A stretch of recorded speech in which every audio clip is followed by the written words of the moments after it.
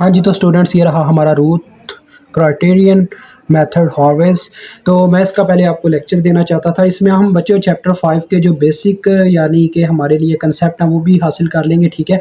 क्योंकि चैप्टर 5 थोड़ा सा इसमें इस्तेमाल होगा। चैप्टर 5 का कंसेप्ट ब्लॉक डायग्राम का, कैसे हम मतलब कि एक जब दो कहने गेन्स जो आपस में पैरेलल में लग जाएँ तो किस तरह से उनको इकट्ठा एक गेन ट्रांसफर फंक्शन में कन्वर्ट किया जाता है। तो देखें, ये हमें आपके लिए एग्जांपल मैंने एक लिया है, यानी कि एज एन एग्जांपल इसको उठाया है। बच्चों ये रूट क्राइटेरियन मेथड लगते ही तब है जब एस की डिग्री यानी कि हायर लेवल पे चली जाए, यानी कि वो क्यूबिक में चली जाए, फोर्थ हो जाए ऑर्डर आपका, यानी कि जो आपका ट्रांसफर फंक्शन है उसका फोर्थ ऑर्डर हो जाए, थर्ड ऑर्डर हो जाए, फिफ्थ हो जाए, तब जाके हम ये मेथड इस्तेमाल करते हैं रूट का, ठीक है। इसके स्पेशल केसेस भी होते हैं, वो भी आपको समझाए जाएंगे। और इसी मेथड से हम इसकी ये चीज़ चेक करते हैं कि सिस्टम स्टेबल है कि नहीं, ये भी आपको इसी में बता दिया जाएगा, ठीक है।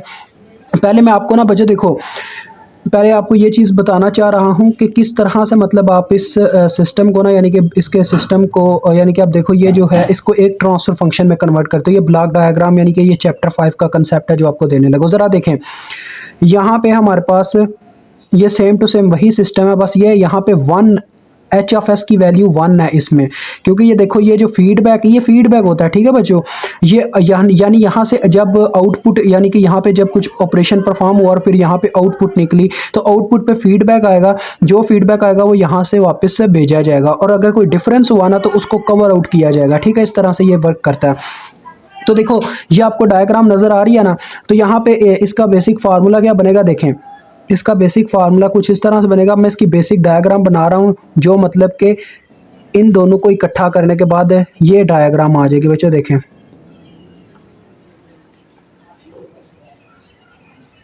T of S is equal to, मैं आपको बताता हूँ क्या आएगा। ये देखें ये इस फॉर्म में कन्वर्ट हो जाएगी, यानी कि इतनी यानी कि इस सिस्टम को हमने सिंप्लीफाइड कर दिया। इसी तरह से इसको भी सिंप्लीफाइड करेंगे। देखें इसका क्या फार्मूला होता है, इसका ये फार्मूला होता है बच्चों, देखो ऊपर आ जाएगा जी ऑफ एस, ठीक है जी, divided by one plus G of S H of S. अब ये पॉजिटिव उस केस में हुआ क्योंकि ये देखो बच्चों एच एफ एस के यहाँ पे ये नेगेटिव मतलब कि क्राइटेरिया जा रहा था। अगर यहाँ पे पॉजिटिव होता ना, यानी कि इसका उल्टा साइन हमने इस्तेमाल करना होता है यहाँ पे, ये इस जगह पे। अगर यहाँ पे फॉर एग्जांपल देखो बच्चों यहाँ पे होता लेट्स से प्लस, तो फिर हम यहाँ पे सेंटर में माइनस लिखते हैं, ठीक है। अगर यहाँ पे इस तरह से होता प्लस माइनस, देखो ये प्लस माइनस है, यानी कि ऊपर प्लस है नीचे माइनस है, तो यहाँ पे पता किस तरह से लिखा जाता है, यहाँ पे इस तरह से लिखा जाता है। देखें यानी कि ऊपर ऐसे माइनस जनरेट करते, नीचे ऐसे प्लस लिखते हैं, ये इस तरह से लिखा जाता है, ठीक है। ये चक्कर होता है यहाँ पे, यानी कि इसका ये फार्मूला आपने याद रखना है। इस तरह से ये ट्रांसफर फंक्शन बनता है। अब देखें हम उसका ट्रांसफर फंक्शन फाइंड आउट करेंगे पहले नंबर पे। वहाँ पे देखें जी ऑफ एस ये है, H of S is equal to one है, तो लिहाजा क्या फार्मूला आएगा, देखें ज़रा गौर करें। मैं ट्रांसफर फंक्शन फाइंड आउट करता हूँ। T of S is equal to हमारे पास आ जाएगा, देखो बच्चों ये पहले इसको सिंप्लीफाई कर लेना चाहिए था मुझे। तो देखें मैं आपके सामने ये ना नीचे वाली टर्म को सिंप्लीफाई करने लगा हूँ। एस इंटू एस प्लस 20, ठीक है, इंटू एस प्लस 1 है।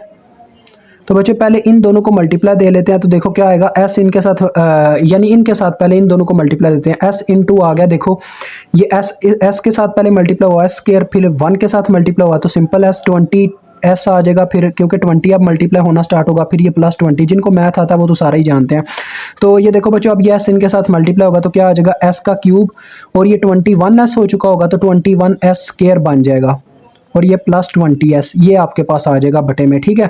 और ऊपर वालों की बात करूं तो वो देखो सिंपल आ रहा है 10s प्लस 20 आ रहा है, ठीक है जी। ये मैंने ऊपर वाले को सिंप्लीफाई कर दिया। अब देखें ये हमारा जी ऑफ एस है, यानी कि 10s plus 20 divided by this term, क्योंकि मैंने इनको सिंप्लीफाई किया है इस टर्म को, ये जो बीच में मौजूद था ये हमारा जी ऑफ एस है, S cube plus 21s square plus 20s।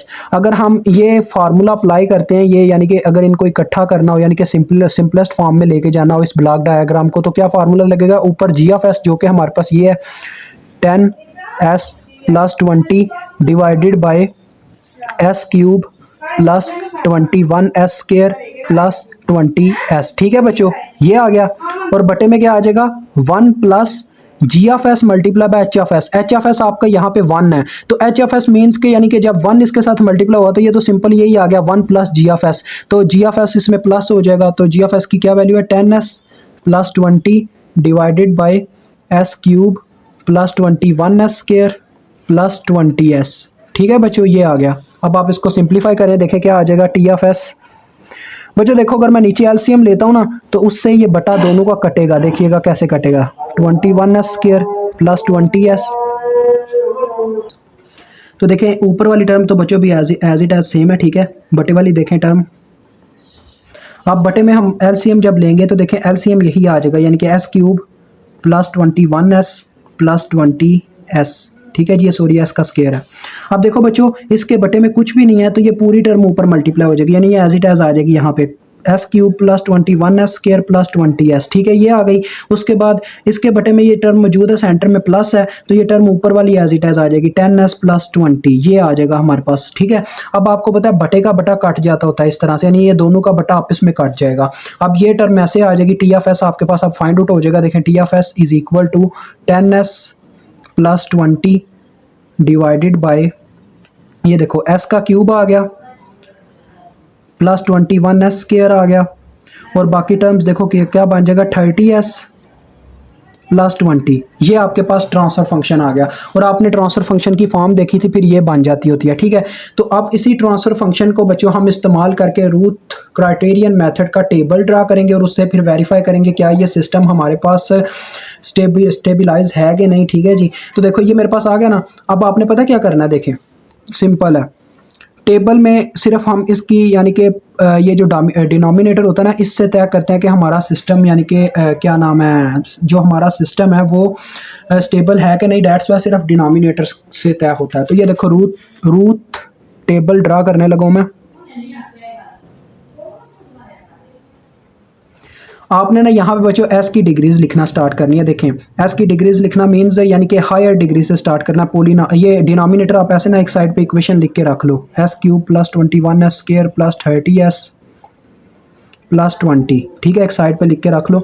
अब देखो आपने हायर डिग्री से स्टार्ट करना है, एस क्यूब इसकी हायर डिग्री है ना, तो आपने हायर डिग्री से 0 डिग्री तक जाना है, 0 डिग्री तक, मतलब कि एस की हायर पावर थी 3, अब मैं इसकी 0 डिग्री तक जाऊंगा, मतलब कि आप इसके नीचे आप इस तरह से लिखते जाओगे एस स्क्वायर S1 S0, ये आता है, इस तरह से आता होता है, ठीक है।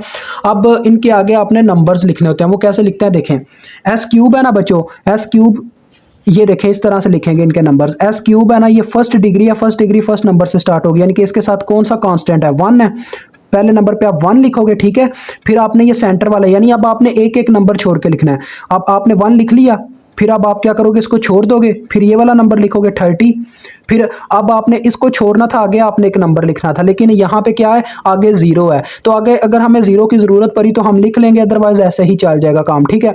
अब 0 लिखने की अभी ज़रूरत नहीं है, ठीक है, यानी कि वो है 0, लिखो या ना लिखो फ़र्क नहीं पड़ता, ठीक है, ओके हो गया। यानी कि आपने एक एक नंबर छोड़ के लिखना होता है, हायर डिग्री है तो पहले नंबर से स्टार्ट करते हैं। अब देखो अब एस स्क्वायर आया, तो अब हम यानी अब पता क्या है बच्चों, सिंपल है यार, मैं आपको सिंपलेस्ट समझा रहा हूँ, जो हाईएस्ट डिग्री होगी ना उसमें 8 नंबर आ जाए, 8 नंबर्स मीन यार है जो आपकी आपने वैल्यू लिखी होगी उस तरह से लिखोगे, यानी कि पहला नंबर लिखोगे, फिर तीसरा लिखोगे, फिर 5वां लिखोगे, फिर 7वां लिखोगे, ठीक है, समझ में आई, इस तरह से उनके साथ जो कांस्टेंट होगा।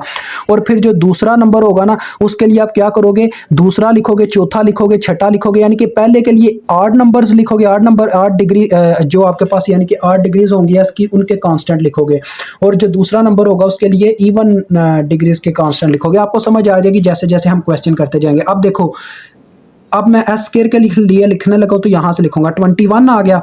अब मैं इसको यानी छोड़ूंगा, एक एक आपने नंबर हर दफ़ा छोड़ना है हर के लिए, तो मैंने इसको लिख लिया, अब इसको छोड़ूंगा फिर ये लिखा जाएगा, ठीक है। यानी कि अगर इसके आगे भी कुछ होता ना मैं उसको छोड़ के फिर आगे वाला लिखता, तो लिहाजा वो तो अब है ही नहीं, डेट्स वाई मुझे बस यहीं पे स्टॉप करना पड़ा, ये आ गया। अब बच्चों पता क्या करना है, देखें काफ़ी सिंपल है। अब ये तो आपके पास आ गए हैं, फर्स्ट हमेशा 2 आपके पास ना, फर्स्ट 2 जो पावर्स होंगी उनके वेरिएबल्स आ जाया करेंगे, मतलब उनके कांस्टेंट्स आ जाया करेंगे, इस तरह से ये रूट का टेबल ड्रा होना स्टार्ट हुआ है। बाकी आप कैसे फाइंड आउट करेंगे, देखें सिंपलेस्ट फॉर्म S1 के लिए ना पता क्या होगा बच्चों, सिंपल इनका क्या आ जाएगा, मॉड आएगा, और यहाँ पे जो नंबर होगा उससे डिवाइड कर दिया जाया करेगा हमेशा, ठीक है। देखें अब मैं आपको ये समझाता हूँ, आपको समझ में आती है, ये इसका फार्मूला बच्चों, देखो मैं आपको ना इसका फार्मूला बताता हूँ। यहाँ पे समझ लो A1 है, यहाँ पे A2 है, ये जो है A30, ये हमारा A3 हो गया, ठीक है, ये हमारा A4 हो गया। जब भी आप आगे वाला यानी कि आगे वाले वेरिएबल को फाइंड आउट करना चाहोगे ना, आप इस तरह से करोगे, उसका फार्मूला ये बना करेगा, देखें A1 A2 A3 A4 whole का मॉड, ठीक है, ऐसे बाहर माइनस भी हुआ करेगा और डिवाइड करोगे हमेशा यहाँ वाले नंबर से, यानी कि जो आपकी दूसरी इक्वेशन है, यानी कि आप जिस इक्वेशन को मालूम करना चाह रहे हो उससे ऊपर वाली जो इक्वेशन है उसका फर्स्ट नंबर, फर्स्ट कॉलम जो है उसका सेकंड नंबर, इस तरह से कह लो, या सेकंड रो का फर्स्ट नंबर, इस तरह से कह सकते हो जो आपको बेटर लगे। तो लिहाजा यहाँ पे बटे में क्या आ जाएगा 21, लेकिन यहाँ पे हमारे पास क्या है A3, तो ये इसका फार्मूला बनेगा इसके फर्स्ट नंबर को फाइंड आउट करने के लिए। सेकंड नंबर भी मैं बताता हूँ क्या करोगे। अब देखो ये मैं फाइंड आउट करता हूँ इस तरीके से, तो मेरे पास क्या आ रहा है देखो ज़रा, मैं ये वैल्यूज़ यानी कि अपने जैसे मेरे पास जो क्वेश्चन गिवन है उसके अकॉर्डिंग करता हूँ। देखो 1 21 फिर 30 फिर 20, ठीक है, यही है ना मेरे पास यहाँ पे। तो देखो बच्चों बाहर आ गया माइनस, मार्ट तो आप यार लेना जानते ही होंगे, ठीक है, तो बाहर आ गया माइनस और बटे में क्या आ गया अपना 21 आ गया। ओके, समझ में आ गई बात। तो देखो बटे में 21 आ गया क्योंकि ये यहाँ पे नंबर इस वक्त मौजूद था। तो अब आपको मार्ड लेना आता है कि वो भी नहीं आता। देखो मार्ड इस तरह से लिया जाता होता है, ये बाहर वाला माइनस जो है ना ये आपका ऐसे ही रहेगा, मार्ड इस तरह से लिया जाता है, पहले ये दो नंबर मल्टीप्लाई होते हैं फिर सेंटर में माइनस आता है और ये दो नंबर मल्टीप्लाई होता है। देखो 21 से मल्टीप्लाई हुआ तो 20 आ गया, फिर सेंटर में माइनस आया, अब ये दोनों मल्टीप्लाई होंगे तो देखते हैं कैलकुलेटर हमें क्या आंसर देता है। क्या है जी 21 मल्टीप्लाई बाय 30, ये तो प्लस कर दिया मैंने, ये 630 बच्चों ये आता है 630, ठीक है, और बटे में है अभी तक 21। अब हम चेक करते हैं तो देखिए क्या होगा, 630 माइनस 630 प्लस 20 कितना हो जाएगा -610, यानी कि -610 आएगा, माइनस माइनस प्लस हो जाएगा। 610 को जब 21 से तकसीम करेंगे तो हमारे पास क्या आ जाएगा 610 तकसीम में 21, तो ये बच्चों हमारे पास नंबर आ गया 29.0405 कह लो, ठीक है, ये नंबर आ गया। अब दूसरा नंबर आप कैसे फाइंड आउट करेंगे। दूसरे नंबर में पता है आप क्या करेंगे बच्चों, हर दफ़ा ना फर्स्ट कॉलम जो है ना फिक्स रहेगा, ठीक है, आप यानी आपने देखें पहला नंबर फाइंड आउट किया तो ये दोनों इस्तेमाल हुए, ठीक है। अब जब आप यानी कि दूसरा नंबर फाइंड आउट करना चाहोगे ना तो इसको छोड़ दोगे और नेक्स्ट वाला ले लोगे, यानी यहाँ पे अब देखें यहाँ पे हमारे पास 0 0 है, दोनों इक्वेशंस में 0 0 है, मतलब कि एग्जिस्ट ही नहीं करते। तो डेट्स वाई अब हमारे पास जो कॉलम बनेगा उसमें पता क्या आएगा, यानी यहाँ पे लेट से अगर होता हमारे पास A5 और A6 भी होता तो फिर हमने दूसरा नंबर फाइंड आउट करने के लिए ये फार्मूला इस्तेमाल करना था। देखें A1 A3 यानी फर्स्ट कॉलम फिक्स रहा करेगा और फिर हमने ये वाला छोड़ के नेक्स्ट वाला लेना था A5 A6, ठीक है, समझ में आ गई बात। और बटे में फिर क्या आना था, बटे में बाहर तो माइनस ही आना ना, वही फार्मूला, बटे में ये A3 ही आ जाएगा, यानी कि हमेशा ये वाला नंबर आएगा बटे में, यानी कि फर्स्ट कॉलम का हमेशा सेकंड नंबर आता जाएगा। अब इसके लिए फिर क्या फार्मूला बच्चों आएगा, देखें इस नंबर को फाइंड आउट करने के लिए ये आएगा 1 21 0 0 यहाँ पे माइनस, ठीक है, और बटे में 21 से डिवाइड किया जाएगा। कब बच्चों कुछ स्पेशल केसेस ऐसे भी आएंगे जहाँ पे ये वाला नंबर 0 हो जाया करेगा, वो केसेस आपको समझाऊंगा मैं, ठीक है, उन केसेस में फिर आप इनको कैसे सॉल्व कर सकते हैं। आप देखें 1 मल्टीप्लाई बाय 0 0, 21 मल्टीप्लाई बाय 0, तो यानी ये आ जाएगा 0 माइनस 0, बाहर माइनस है, डिवाइडेड बाय 21 है, तो ये आंसर 0 ही मिलना है, यानी यहाँ पे हमारे पास ये नंबर 0 हो गया। तो नेक्स्ट अब इस नंबर को मैं कैसे फाइंड आउट करूंगा। देखो इस नंबर को फाइंड आउट करने के लिए, यानी ये बच्चों ऐसे ही है, इस नंबर को फाइंड आउट किया तो मैंने दूसरा कॉलम ये इस्तेमाल किया, जब इस नंबर को फाइंड आउट करना किया तो दूसरे कॉलम पे ये वाला, यानी कि एक उससे अगला कॉलम इस्तेमाल करता गया। अब देखो इस नंबर को फाइंड आउट करूंगा ना तो फर्स्ट कॉलम के साथ ये थर्ड कॉलम का नंबर फाइंड आउट करना चाह रहा हूं ना, तो थर्ड कॉलम का नंबर फाइंड आउट करने के लिए मैं फर्स्ट कॉलम के साथ फोर्थ कॉलम रखूंगा, यानी कि यहाँ पे भी देखो 0 0 है, ठीक है, तो यहाँ पे भी हमारे पास क्या आ जाएगा 0 आ जाएगा। तो ये बस आपको यार ये 0 वैसे लगाते नहीं है इतने, ये मैं बस आपको समझाने के लिए इतना लंबा चौड़ा दिखा रहा हूँ, ठीक है। हमने असल में बस फर्स्ट नंबर फाइंड आउट कर ले तो हमें पता चल जाता है, क्योंकि हमने ये फर्स्ट कॉलम से तय करना होता है सिस्टम स्टेबलाइज है कि नहीं, स्टेबल सिस्टम हमने बस बताना होता है। अब देखो अब मैं यहाँ पे आ जाता हूँ, तो अब जब मैं S0 को फाइंड आउट करना चाहूँगा पता क्या करूँगा, अब मेरे लिए ऊपर वाले ये दो यानी ये दो रोज फिक्स हो गई हैं, अब मैं इनके फार्मूलाज इस्तेमाल करूँगा। देखें ये आपके लिए फाइंड आउट करके दिखाने लगा। देखो फर्स्ट नंबर जब फाइंड आउट करना चाहूँगा तो क्या होगा, फर्स्ट कॉलम तो फिक्स होगा जो कि ये है 21 और 29.05, ठीक है, और उसके बाद हमारे पास ये वाला नंबर फाइंड आउट कर रहा हूँ ना, यानी कि फर्स्ट कॉलम का क्या नाम है यार, फर्स्ट कॉलम का नंबर फाइंड कर रहा हूँ तो दूसरा कॉलम इस्तेमाल होगा इसके दूसरे नंबर पे ऐसे, और बटे में क्या आ जाएगा, यहाँ वाला नंबर, यानी कि सेकंड जो दूसरे जो आपकी दूसरी रो बन रही है यानी कि मॉड के अंदर, उसका पहला नंबर आ जाएगा जो कि है 29.05। अब देखते हैं बच्चों ये कितना आता है हमारे पास। आपको मॉड की तो समझ आ गई है, देखो क्या बनेगा, ये आएगा 0, बाहर माइनस है ना, देखो ये तो मल्टीप्लाई होकर 0 हो गया, सेंटर में माइनस आएगा, फिर ये दोनों मल्टीप्लाई होंगे तो 20 मल्टीप्लाई बाय 29.05, ये आता है फिर 581 और बटे में है 29.05।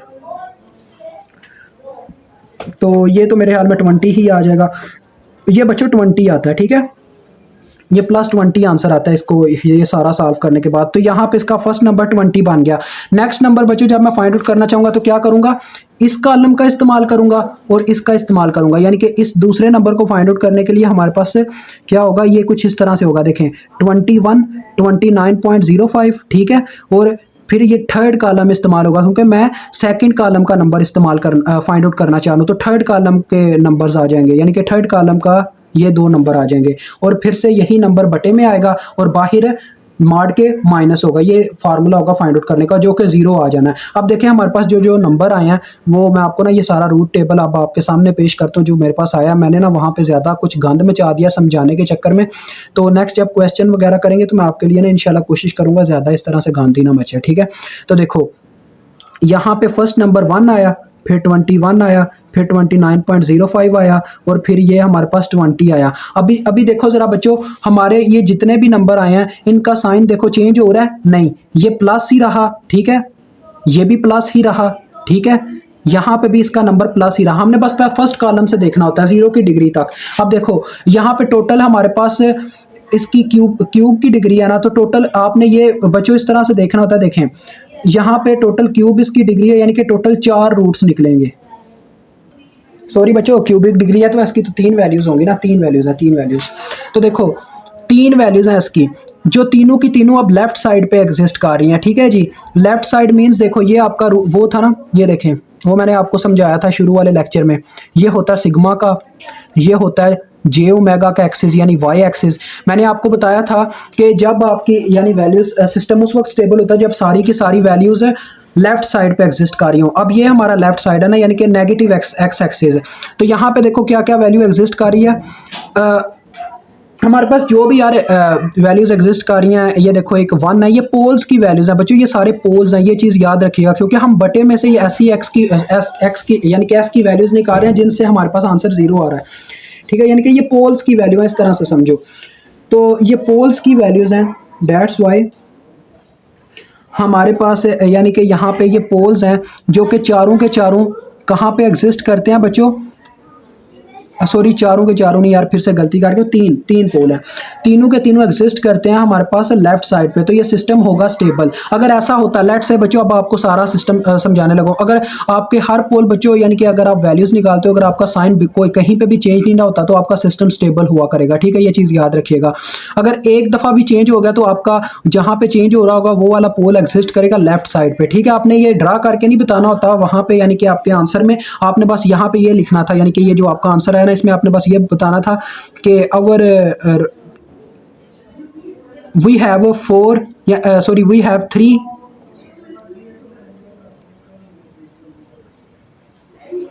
लेफ्ट साइडेड पोल्स, ठीक है जी, यानी कि हमारे पास तीन एग्जिस्ट करते हैं लेफ्ट साइडेड पोल्स यानी कि लेफ्ट साइड पे, ठीक है।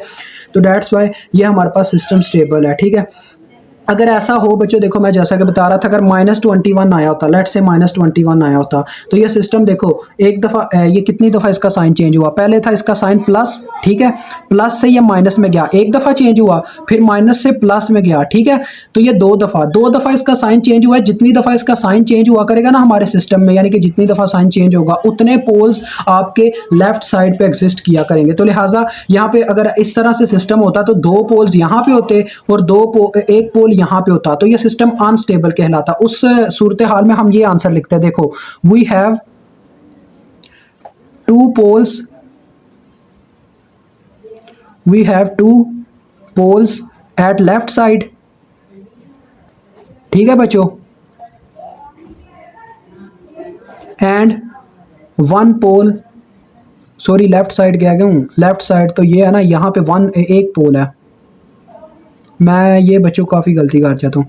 ऑन राइट साइड, ठीक है, and one and two pole यहाँ पे अब लिखा जाएगा, and two pole on right side, ठीक है, ये इसका आंसर होता। ओके हो गया बच्चों। तो टेंशन ना लें, आपके बाकी के केसेस भी आपको समझाए जाएंगे। अब हम इंशाल्लाह नेक्स्ट लेक्चर में इसकी कोई एग्जांपल करेंगे।